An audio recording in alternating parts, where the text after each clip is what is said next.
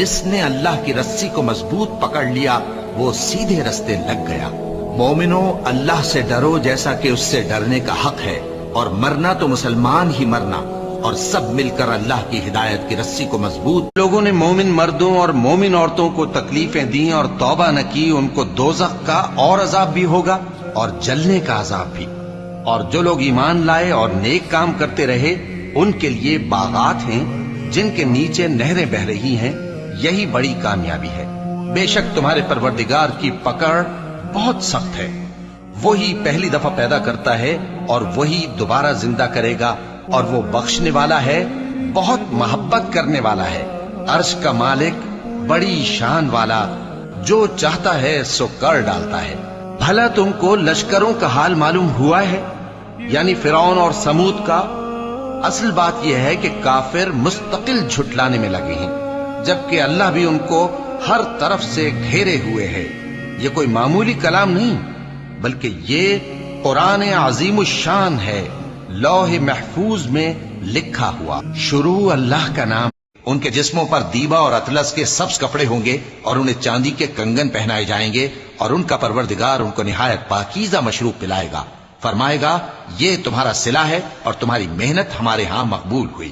اے نبی صلی اللہ علیہ وآلہ وسلم، ہم نے تم پر قرآن بتدریج نازل کیا ہے، تو اپنے پروردگار کے فیصلے کے لیے انتظار کیے رہو، اور ان لوگوں میں سے کسی بدعمل اور ناشکرے کا کہا نہ ماننا، اور صبح و شام اپنے پروردگار کا نام لیتے رہو، اور رات کو بڑی دیر تک اس کے آگے سجدے کرو اور اس کی پاکی بیان کرتے رہو۔ یہ لوگ دنیا کو دوست رکھتے ہیں اور قیامت کے بھاری دن کو پس پشت چھوڑے دیتے ہیں۔ ہم نے ان کو پیدا کیا اور ان کے جوڑ جوڑ کو مضبوط بنایا، اور اگر ہم چاہیں تو ان کے بدلے انہی کی طرح اور لوگ لے آئیں۔ یہ قرآن تو نصیحت ہے، جو چاہے اپنے پروردگار کی طرف پہنچنے کا راستہ اختیار کر لے، اور تم کچھ بھی نہیں چاہ سکتے مگر جو اللہ کو منظور ہو۔ بے شک اللہ جاننے والا ہے۔ اے چادر میں لپٹنے والے، اٹھو، اب خبردار کرنے لگو، اور اپنے پروردگار کی بڑائی بیان کرو، اور اپنے کپڑے پاک رکھو، اور شرک کی گندگی سے تو الگ ہی رہو، اور اس نیت سے احسان نہ کرو کہ اس سے زیادہ کے خواہاں ہو، اور اپنے پروردگار کی خاطر صبر کرتے رہو۔ پھر جب سور پھونکا جائے گا تو وہ دن مشکل کا دن ہوگا، یعنی کافروں پر آسان نہ ہوگا۔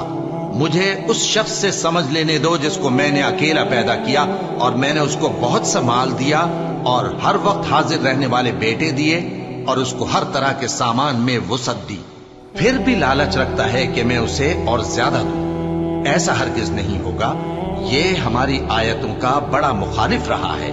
میں اسے ایک بڑی چڑھائی چڑھاؤں گا، اس نے غور و فکر کیا اور ایک بات ٹھہرا لی، یہ مارا جائے، اس نے کیسی تجویز کی۔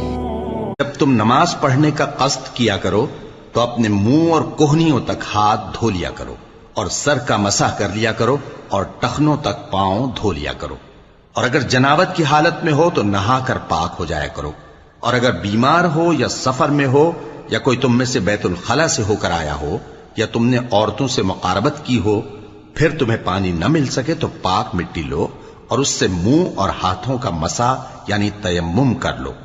اللہ تم پر کسی طرح کی تنگی نہیں کرنا چاہتا، بلکہ یہ چاہتا ہے کہ تمہیں پاک کرے اور اپنی نعمتیں تم پر پوری کرے تاکہ تم شکر